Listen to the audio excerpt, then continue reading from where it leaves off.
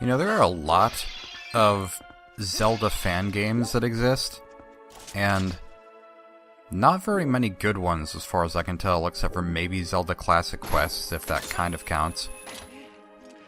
And then there are some Zelda-like games, such as It'll Do and... oh, gosh, I just realized the pun of that game's name. I'd never really said it out loud before, but that's It'll, which is spelled like little, but without the I, or without the first L, and then do as in dew on grass, but then it sounds like it'll do as in, oh, that'll do, pig, that'll do. Goodness. Why did I just now realize that? But yeah, it'll do. Anodyne is another one. I definitely like Anodyne. But then, I'm surprised that more Zelda ROM hacks don't exist. And the thing about that, I think, is, like, people have tried to hack Ocarina of Time, and it is doable, and you can tell by, like, Super Mario 64 ROM hacks, and a lot of stuff is done with those, that apparently it must be pretty doable to hack Nintendo 64 games and turn them into almost different games. But with Ocarina of Time specifically, I guess that game is just honestly really poorly structured in terms of what goes on behind the scenes, like what the actual coding is. So that makes it really difficult to alter without, like... well, it's just really difficult to alter in general, because a slight breeze can cause it to break, practically. Which is how people have done such crazy glitch runs with that game, and you can just go to the final dungeon of the game by, like, making two things happen in the same frame and then glitching through a door, or whatever the process is in the room with Goma in the first temple. Not temple, the Great Deku Tree. Yeah, that game is held together with sticks and glue. But, you know, playing it holds up fine, just playing it normally. But it would be interesting if there were more Zelda hacks where you could take the Ocarina of Time engine and actually have new dungeons with it. But for the most part, people just kind of make, like, Master Quest-ish things, I think, if they can even manage that, because that's kind of hard. And to my knowledge, the only hackable version of Ocarina of Time is the Master Quest version, for reasons unknown. Something about the way it's coded, I guess. Yeah, here's where the temple really slows to a crawl. This specific room, this is probably my least favorite room. Darn it! Gotta wait all that time again, just because I missed that jump, which wasn't really a jump that I had to make. There is a trick where you can use the boomerang and do a jump attack over a gap. I think it has to be over a gap. And then you jump extra far for whatever reason, and you can get across gaps that way that you otherwise are not supposed to. I don't exactly know how to do it. It's not hard to do. I just decided not to try it with this because I didn't want to have to restart the dungeon. Or not the dungeon, but this room, since I'm sure you would have to get refreshed to the beginning. But you can definitely sequence break this dungeon like crazy if you use that glitch. And it's removed in the Wii version, from what I remember, so you have to do it on the GameCube. And I'm sure it's not in the remake. Nintendo wouldn't do that. I feel like if I was the kind of person who made games that were really meant to be speedrun, and someone found a sequence-breaking glitch that was really difficult to pull off and unlikely to do on accident, then I probably wouldn't remove it, because that's kind of fun, but I would definitely try to remove glitches where you could just easily get to the end of the game, and anyone could do it. I know that, okay, Konjac, in creating no, it's not the Iconoclast anymore, I forget, it's just Iconoclasts now. Someone reported that there was a glitch no longer present in the game,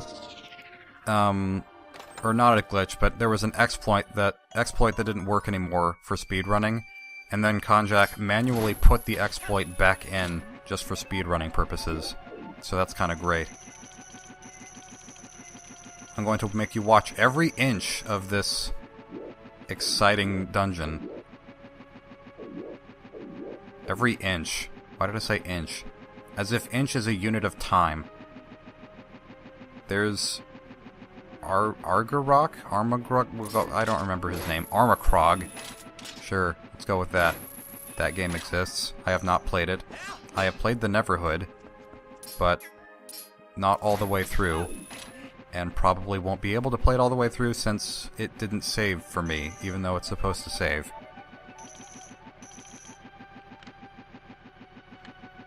Goodness gracious, this temple is slow. Of course, part of the reason it's slow is just I screw it up a lot, but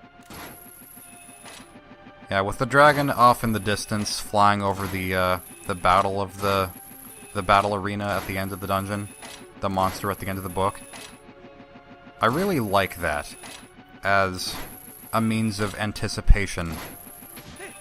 I think generally in games it's more effective for anticipation like that. Like, in Banjo-Kazooie, there's a feeling of anticipation through the whole game, with Gruntilda just making fun of your character as you try to just go around in Grunty's lair. And I think that's really cool because it makes you kind of not hate her necessarily, but have some kind of hostility against her before you even reach that the ending. Darn it all, I'm terrible at this. Alright, I just decided to cut all that out because, oh my goodness, is it annoying to watch me play through this dungeon and fail miserably at it. I don't know why I didn't do all of the editing for this dungeon before I started recording the audio for it. I just didn't feel like it. I only sped up the beginning, but now I'm kind of editing on the go, I guess. But, whatever. Like I was saying, I really enjoy how in Banjo-Kazooie you have Grunty kind of chastising you through the whole game, and then at the end you have this sort of built-up hostility towards her because it's very obvious that she has a hostility towards you. And it just builds up over the whole game. And Portal also has that with GLaDOS. You could say that Majora's Mask, in a way, has that because you see the moon overhead and it's this ever-constant threat that is just above your head. Which, I think that's cool. And then this game doesn't really have that so much, except in this dungeon, with the dragon overhead. And I feel like it's different whenever there's an actual, like, sentient being, as, I don't know, the looming figure through the game, as something to build anticipation, as opposed to just, say, a diamond around a castle. Because the barrier in this game definitely is a reminder that there is a threat going on, but I don't think it's that effective of a threat. Of course, that could just be the way the game is presented. It doesn't really need much of a stress factor. And there's lots of spirally designs on the walls here, which are kind of generic, but at the same time I like them because I like spirally designs. No reason to fight these Lizalf foes. Lizalfo is a weird name. Because it feels like it should be Lizard Foe, like Lizardfoe or something, but it's Lizalfo. But, what is that word? I'm trying to think of the word that is, I know what it is, I just am forgetting the term used for whenever you combine two words. Oh well. Get ready for a lot of Midna yawns, because that's all that this section is. Whenever you walk across the tightrope, she's like, and then another time, and then and then because apparently fake yawns are just as effective as real ones in causing other people to yawn, I probably just made everyone yawn. I know I saw some kind of prank video where some guy just walked through the same section of town square, just yawning, and it was always a fake yawn, but then he would see other people pass by actually really yawning. And then he yawned next to his dog, and the dog yawned, and he was like, yes! It was strange. And I don't think science has an explanation for why yawns are contagious.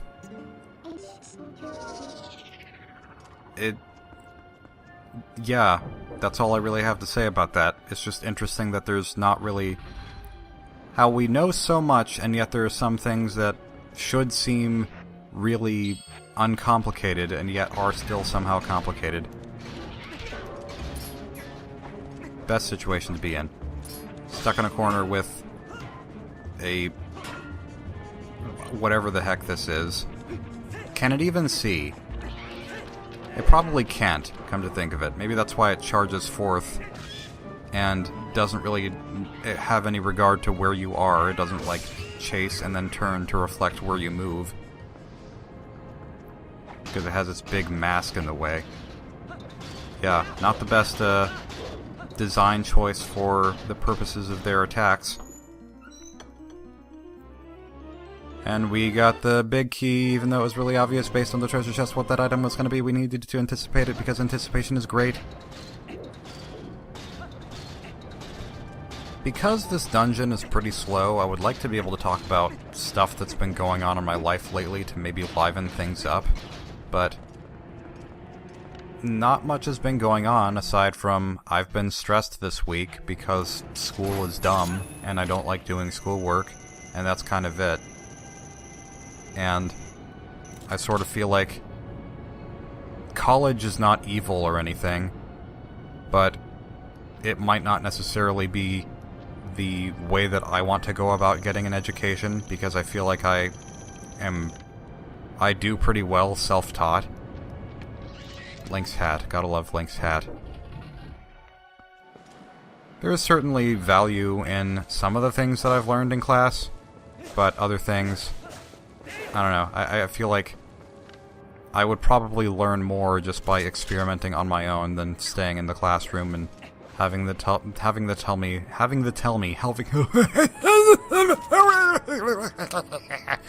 Duncan.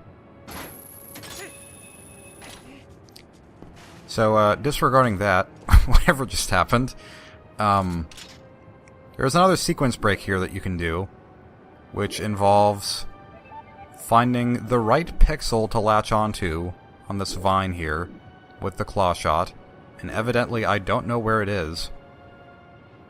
But once you have learned, it's easier to replicate this same sequence break. Yeah, you can just kind of pixel hunt and get up here a lot faster than you would otherwise. Honestly, I'm not entirely sure how you even get here otherwise anymore, because I usually just try to do that. I think you just walk along a bunch of tightropes and it's boring. Yeah, I still would not say this is my least favorite dungeon, because I feel like the Arbiter's Grounds is less interesting, but this is definitely not my favorite. Oh, that's good. Forgot that happened. Yeah. The pose. They're always a problem when they're on a relatively small platform. I like the ones that are in big open spaces where you're unlikely to fall off of any donuts. Yes. I'm just at a loss for words now. One thing that I remember happening somewhat recently is... well, no, it wasn't really one thing that happened. I just know that in general lately, there are these two people at school who talk about the Ruby Rooster Teeth show all the time. And one of them says it was actually their reason for entering to get an animation degree was the Ruby anime-ish show, except it's not exactly anime, but kind of. I don't know. I tried watching it once, and maybe if you start from the beginning, it has more of a an appeal. To me, it just kind of looks like fights, and it's kind of weird because it's like 3D animation that's made to look sort of like an anime style, and I don't really like how that looks very much.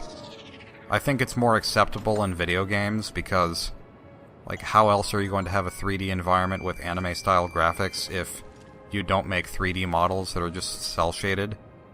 But whenever that's the animation used for a show, that seems off to me. And I do seem to recall in one of in my sight, sound, and motion class, recently we were discussing like frame rates used with film and video, and typically 24 frames per second is like that's the standard for movies and TV shows, and then sometimes it's 30 for like live streaming online. Or maybe not live streaming, but like streamed video online is usually 30, from what I remember.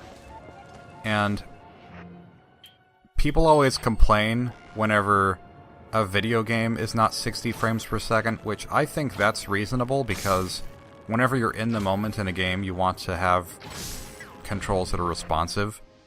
So if they play to 60 frames per second, that's better than if they're 30 because, you know, everything can be a little bit more forgiving. Maybe, I don't know.